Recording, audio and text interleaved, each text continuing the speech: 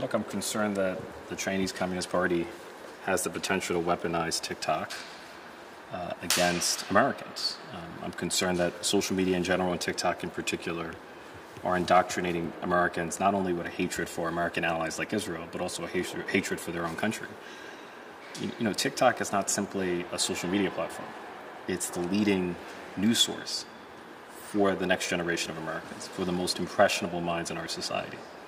And the fact that we're putting the leading news source that shapes the most impressionable minds in our society potentially in the hands of our foreign adversary, I think that is a colossal strategic miscalculation, and it's an act of national self-sabotage. Yeah, I think TikTok is specifically trying to gain influence here. I think they do that by putting information out in different ways to create sympathies towards themselves. I think they want to shape the information space, as I talked about there, what I consider now the information battle space. So yeah, I think that they are very malign in their influence and trying to be part of influencing opinion in the United States in ways that are sympathetic to China, that advance their causes.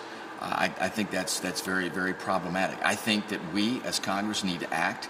I think if we allow this to continue in the way that it's growing now, it will have a detrimental effect on the United States. I think it'll have a detrimental effect, too, on what we have to do in order to really keep China at bay. Listen, China is an adversary. There's no two ways about it. You know, let's stop calling them a competitor.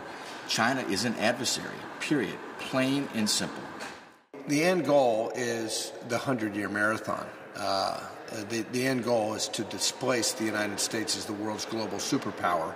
And this whole hearing was about the cultural battlefield and ways in which the Chinese Communist Party wants to manipulate people's opinions of American culture versus, or Western culture, or democratic culture versus the authoritarian model that they hope to advance.